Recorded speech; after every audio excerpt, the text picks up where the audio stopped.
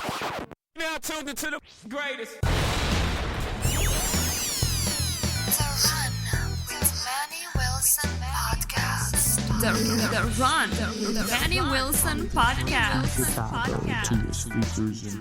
The best sports podcast there is. Yes, sir. What's up, everybody? Welcome back to The Run with me, Manny Wilson, all the way from Detroit to Chicago to your speakers and headphones. I appreciate you tuning in to the first interactive sports podcast, a community that makes sure your voice is heard. So if you hear something you agree with, you disagree with, you like or you dislike, go ahead, shoot us a quick tape, 219-413-9405. And of course, we will play your take back on our next episode. So gotta respond to you. And speaking of episodes, shout out to SeatGeek for sponsoring this episode. Get $20 off your first ticket purchase when you use the promo code TheRunPodcast. Now this code can only be applied for first-time users on the mobile app or on the website. So I'm not sure about you, but some concerts that I'm looking forward to going to this fall. So I'm gonna go ahead and create me an account and then use this code to get $20 off. And that's gonna cover something. That's gonna cover some fees or something now. We know how expensive everything is nowadays. So anyway, look, man, hey, NFL is right here. It's right around the corner. I'm super excited about it. I'm loving it. I'm so happy that we get NFL back. What, next week? I think it is. It's Labor Day weekend. So yeah, next week. Yeah, so man, I'm excited about it. Anyway, look, we got some stuff to break down here because we talked about the NFC teams, and now it's time to talk about the AFC teams and the division winners in each of these divisions in the AFC, because there are some dogs in the AFC. But of course, man, let's go ahead and drive over to the AFC East, because this conference here, or this division, is kind of stacked. And, I thought I had a clear-cut winner in this division, and I realized that that's not necessarily the case. So initially, I'm like, AFC East, I'm going with the Dolphins to win this division. The Miami Dolphins have complete control over this division. They were top 3 in sacks last year. They led the league in total offensive yards. They led the league in total passing yards last year. So this offense was already rolling. And then not to mention their defense is pretty damn dynamic as well. So you got to consider that too when you're talking about the Miami Dolphins. Now, the thing that concerns me with the Dolphins is the playoff time. When it comes to cold weather, they are just not good. I genuinely believe we could have been looking at a completely different game with the Miami Dolphins and the Kansas City Chiefs if it wasn't negative 30 degrees outside. Because the Dolphins have the talent, they got the guys who can make explosive plays, and they got the dynamic offense. They got great pass rushers on defense, great safeties. They got a great team overall. So I think they're leading this division, but the only thing now is it's not going to be as easy because you got the New York Jets over there and they're healthy now. So you got to consider them as well, which I'll touch on in a second. But above all, I think the Dolphins still have control over this division here. As long as they can avoid cold weather games in the future and losing these cold weather games, then they'll be all right. But they got to get home field advantage come playoff time. That's the only way they're going to see that success, because if they go out to the cold weather, I think the statistic that's already out there that the Dolphins are 0-13, 0-14 in cold weather games. So they have to get home field advantage coming up in the playoffs whenever that's far down the line, of course. But they got to win some ball games so they can secure home field advantage. But above all, the biggest competition here in the AFC East for the Dolphins is going to be the New York Jets. And the Jets got a solid team. They're a solid team all around. We really didn't get to see the Jets have a fair shot last year because obviously we know Aaron Rodgers went down with the Achilles issue and the Achilles injury. That was tragic. So that just pretty much ruined the entire Jets season. But as bad as they were last season, they were still ranked number 3 defensively in yards allowed last year. So they brought back a lot of those guys that they had on the team last year. Still got Sauce, still got the linemen that they have. Actually, I think they added another piece on that line as well for the defense. So, they got their quarterback healthy, and above all, you got Aaron Rodgers there with all of those weapons on the offensive end. You are bound to cause some sort of damage. So it's going to be difficult for the Dolphins to try and get this division and secure it up again. But the Jets, they got some pieces. Garrett Wilson, Breece Hall, Jordan Travis as a backup quarterback. They damn sure, they making sure that if there's something happened to Aaron Rodgers, they not going through what they went through last season. So I love it. But above all, this is going to be the division right here. There is another team that I'm kind of cutting out the picture, and somebody's going to point this out. Somebody's going to be slightly upset about it. I just know it because Bills Mafia is a little crazy. Bills Mafia is kind of wild, but Bills Mafia has not done anything over the past few years. And, you know, I get Josh Allen is there. I get the hype around Josh Allen. But at the end of the day, come playoffs, they just cannot secure it. They cannot get anything done. So I don't have much confidence in the Bills, and they lost a lot of pieces this year as well when you think about the team that they had compared to last year. So I don't believe they'll really get it done. And then matching them up against the competition that's now in that division, I don't see the Bills thriving over anybody. The Dolphins are elite. They were an elite team last year. The Jets, they were supposed to be elite, but however, we know they had some injuries that went down. But, you know, it can still go either way. They got some young talent. Keon Coleman is there, who's going to be an exciting receiver to watch. Obviously, Josh Allen is going to have to feed him the ball because no more Stephon Diggs. And, you know, they got to score the ball above all. That's the only way anything is going to happen in terms of, you know, what they can do this season. But I think this division of the AFC East is going to be nice. But I'm still going with the Miami Dolphins to go ahead and wrap this division up, even though the Buffalo Bills did secure last year. I'll be shocked. We'll see. Anyway, look, we got another division here because let's move along. AFC is stacked up with a lot of elite teams and a lot of stacked teams in one category. So the AFC North, you got the Baltimore Ravens, Cincinnati Bengals, Cleveland Browns, Pittsburgh Steelers. Steelers are a joke. Let's get that out the way right now. I doubt they do anything. I would be very, very surprised. Ravens are going to win this division. The Baltimore Ravens will win the AFC North. And it's going to be tough to do, but I'm giving confidence in the Baltimore Ravens because obviously we know they won last year. And each time between the Ravens and the Bengals, whenever they've won one, they've won two. And it sounds crazy, but both times the Bengals have won the division, they went back to back. But the years before that, when the Ravens won the division, they went back to back. So because the Ravens won last year, I'm just convinced that they're going to go back to back and go ahead and win this division of 2023 and 2024. Now it's going to be tough, not going to be easy because clearly they're evenly talented teams. When you talk about the Ravens and the Bengals, both have great quarterbacks, both control the offense in dynamic ways and just have great plays that they can explode on. Like, I love both of these teams. Going to be great football all around, but I think if I had to put my faith in it, I'm going with the Baltimore Ravens. They were just really, really hot last year. Obviously, we know they added Derrick Henry. He's going to be a help, but I don't think it'll be much different than what we've seen last year from the Ravens, simply because they were already dominant last year. As far as the Bengals, health was really the main factor for them of why we didn't see them thrive at all. If they were healthy, we could have been looking at a completely different division winner last year in the AFC North. But Joe Burrow got hurt. You had Jamar Chase. He got hurt for a minute. Joe Mixon was out in and out for a second. So you had a lot of people, key guys, who couldn't really play in the game that would have been very impactful. So it's going to be different. But I think Bengals are going to be some close competition.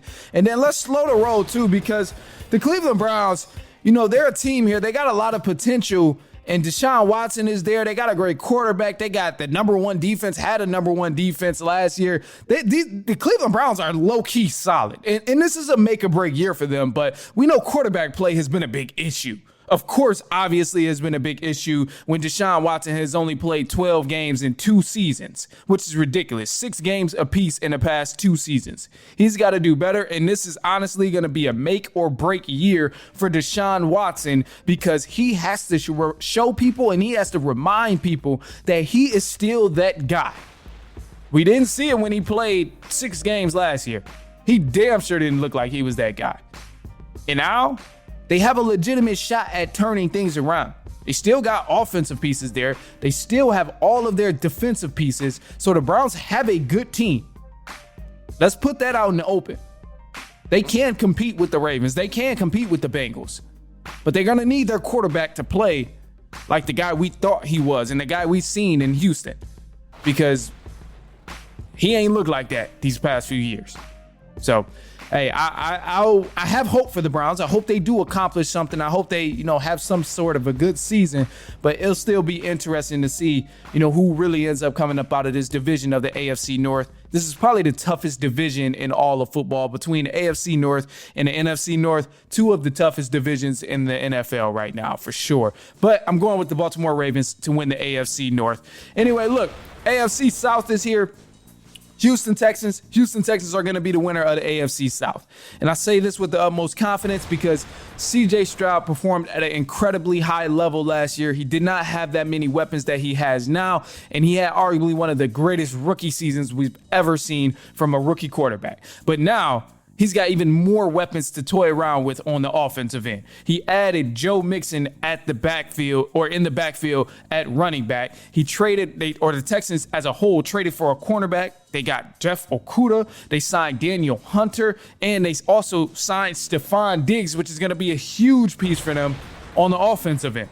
So you got multiple guys who you picked up on the defense, and then you also got some people at receivers. Still kept your Tank Dell, Nico Collins, grabbed those guys, brought them there in Houston. So I'm looking forward to seeing a high-flying offense, an explosive offense with the Houston Texans, man. And the only team here that can possibly challenge them is the Jacksonville Jaguars. Jaguars, they low-key got a squad.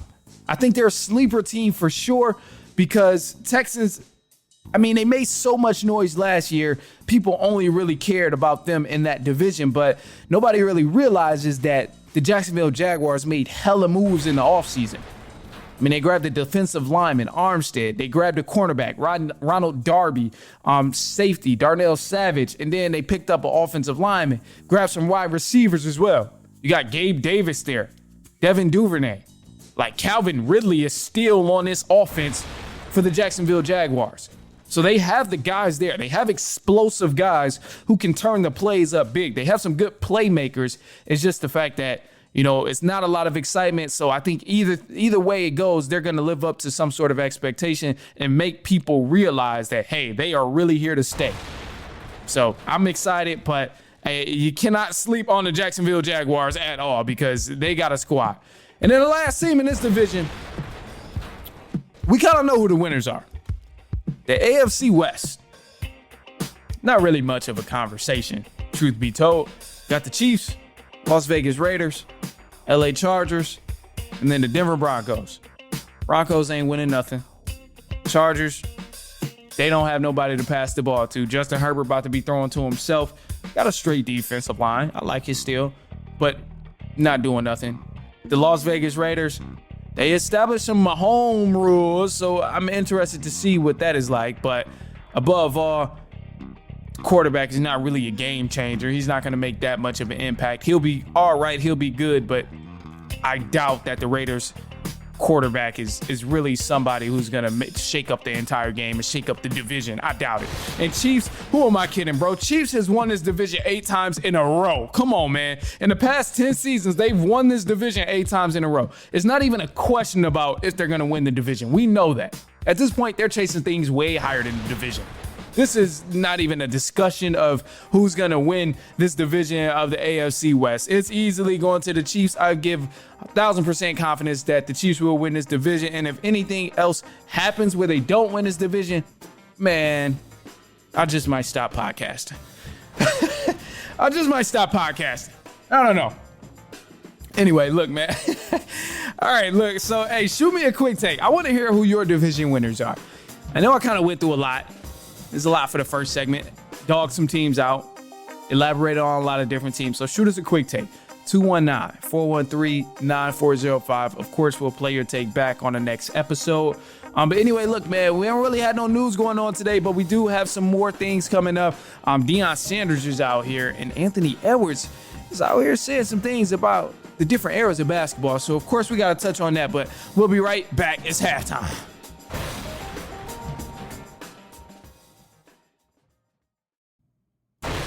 All right, so before we get to Anthony Edwards here, I just got to go ahead and release this statement really quick. The Colorado Buffs with Deion Sanders, they are about to have the best season they've had in school history this upcoming schedule and this upcoming season.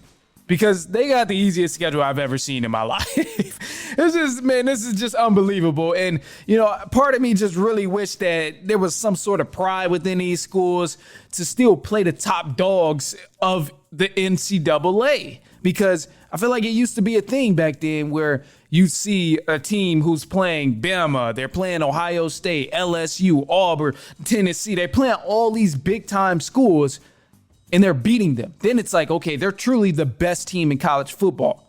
But when you're not playing anybody and you get to be ranked, like you're just trying to be ranked up higher and all of that. I get the whole game you got to play. Like I get the game within the game that you got to play. But it's just like almost pitiful, bro. Like, come on, man. You got North Dakota State. I know it's the opener, but they don't play a team that's ranked under 15 in the AP poll. And to me, if you're claiming to be a top dog, you got to play some top dogs at some point. To me, that's the only way you're going to gain the respect of being an elite school, being an elite program, is if you're beating those elite programs. You can't be saying you're the best of the best in college football, but playing against Nebraska as your top team. Like, come on, man. It's silly. It's silly. You're playing against subpar teams, but you're claiming you're the best. So I just know it's going to come back to hunt them, and it should come back to hunt them because this is not cool. You have nothing to brag about. You've been beating scrubs. You've been beating subpar teams. Now, when you go out there and you beat a Michigan, you beat a Bama, you beat a Tennessee, you beat a Auburn, a Florida State, then talk to me. Then we got something to converse about because other than that, I don't want to hear a single thing about, Colorado, all of that. I'm going to still hype them up. Don't get me wrong. Chill out. Don't get the wrong idea here. I know it's I'm gonna still hype them up. Let's not get it twisted at all. I'm still rep Colorado Buffs like I went there. I'm gonna still be screaming, hey, Buffs, all that. Hey, I'm sorry. But I gotta call it like I see it. I'm gonna call it honest. They not playing nobody. So I won't be mad at a single soul who's against Colorado and saying they're really not the shit when they're ranked number 5 or whatever they are this upcoming season. I'm going to be right there agreeing with you that whatever Colorado is in the rankings, come week 7, week 6, I'm going to be right there telling you it's fluke. Because with a schedule like this, I cannot give you the respect of a top dog in this league. I can't do it. Anyway, look, we got some Anthony Edwards stuff because Anthony Edwards had some things to say, man. He was talking about the skill gap in different eras. And, before I even tell you if I agree or disagree, here's a statement. I'm going to go ahead and read it off for you. He said, he was talking to the Wall Street Journal, and he said, they say it was tougher back then than it is now, but I don't think anybody had the skill back then. Michael Jordan was the only one that really had skill. So that's when they saw Kobe Bryant and was like, oh my God. But now everybody has skill. And I got to unpack this a little bit because there's some different layers to it. And the first things first, I'm going to just start with the very beginning of him saying, they say it was tougher back then than it is now, but I don't think anybody had skill back then. Right there, I agree with you, man. I agree with you, Anthony Edwards. A lot of people did not have skill. This is the most skillful era of basketball we've ever seen because now you got centers bringing the ball up court. You got centers shooting a 3 ball like they're a guard. You got centers scoring from the perimeter with ease. I'm sorry for all my people who love the game, follow the game. I'm sorry, bro. Patrick Ewing wasn't pulling up from no tray line. He wasn't scoring on the outside. He wasn't doing it. Sean Kemp wasn't getting buckets from outside, from the perimeter. He wasn't bringing a rock up court, running the offense. It just wasn't happening. Now, you had some select few guys there who did have a lot of skill that's non-comparable. Tim Duncan, David Robinson, Hakeem Olajuwon. You got some guys who really had some impeccable skill. But that's why they stood out, because their skill set was so advanced. A hint, Michael Jordan. That's why he stood out like he did, because his skill set was so advanced. But at this point, we see a lot of the moves that Michael did done by average guys in the league, because that's just the way the game goes of evolution in a game of basketball. So you can't even be mad about the skill gap changing. You know what I'm saying? A lot of guys weren't skilled. You could just be athletic back then, and that was enough. If you could dunk a basketball, run and jump, it looked at you like you were a tremendous basketball player. If you were coordinated, tall, 6'7", oh yeah, this guy's good. Let's get him on the team. He can grab some rebounds. He can pass the ball to Michael Jordan. But now that ain't cutting it, bro. You got to actually have some sort of skill now. If you're in the league, don't matter what position you play, you have to have some sort of skill. So I 1000% agree with this because guys then, they wasn't like that. It was only a few. And the rest of this, he was saying Michael Jordan was the only one that really had skill. Yes, he was the only one that really had skill. Him and a few others that was in that era, they were the only ones with skill. But you look at any era and anybody we call great in any era, we say they were so good because their skill set was so far advanced. Jordan, obviously, skill set was advanced way past the point of what people could even imagine, which is why we put him on the pedestal that he's on now. That's why we put Hakeem on the same pedestal when we talk about centers. That's why we talk about Magic Johnson the way we do, Larry Bird the way we do, because those guys were so advanced in their time. It was just unimaginable that anybody could be that good in basketball. But now, 60 years later, it's crazy. Yeah, everybody can dribble a ball now. Everybody can shoot a three because it's way past that point of what they were doing. We have more experience of playing basketball now than those guys did in that era. So that's what really makes the difference. And then the last part of this, so he said, so that's why when we seen Kobe Bryant, they were like, oh my God. But now everybody has skill. And that concludes my point, man. Everybody in the league has skill. You cannot be in the NBA unless you are a skillful guy. Being 6'9" and athletic just might not cut it anymore like it used to maybe 7 years ago. Now you got to know what you're doing. And I know somebody out here talking about, oh, well, Rudy Gobert's still in the league, so it got to be able to cut it. But hey, that's a different story. That's a different story. You see why we be on his ass like we are, because ain't no reason he should be that tall and unskillful. Everybody done developed some sort of skill. I don't watch Andre Drummond develop some skill. And I used to feel the ways about Drummond because I just believed he didn't have much skill in the game of basketball. But now I see him. He tried. At least he getting better. I can accept that. I can accept improvement. Anyway, look, man, that's all I got for y'all today. I appreciate you. If you've been kicking it with me this whole time, go ahead, shoot us a quick take, 219-413-9405. And of course, we'll play your take back on our next episode. But anyway, look, I'm gonna leave y'all with this positive note here. And this positive note, I actually had something I saw in the middle of the week and I thought about y'all, but I didn't even get a chance to write it down or nothing. But I'm gonna just say this, man. Continue to evolve until you don't even recognize your past self. I'm gonna just say it that way. All right, that's gonna be the positive note. Just continue to evolve until you don't even recognize your past self. You look at an old picture and be like, damn, I was that fat, or damn, I was that skinny. Whatever goal is yours, continue to evolve and work at it and work at it. It's gonna happen within due time. All you gotta do is stick with it, stay consistent, and I promise you, we all are gonna get there. Y'all gonna be right there with me. So, hey, that's the word of the positive note. Some of y'all gonna hear this on a Friday, some of y'all gonna hear this Thursday night. Anyway, hey, I appreciate you for tuning in. Send this to a cousin, a brother, an aunt, an uncle, a niece, a nephew, a coworker, a friend, a twin, a neighbor, anybody you can think of. Your aunt, uncle. I promise you they not gonna care. But until then, man, hey, I'll be back later on next week. You have an amazing weekend. An amazing weekend. Make sure you enjoy it. All right, but look, man, I'll be back later on next week, and so on and so on and so on.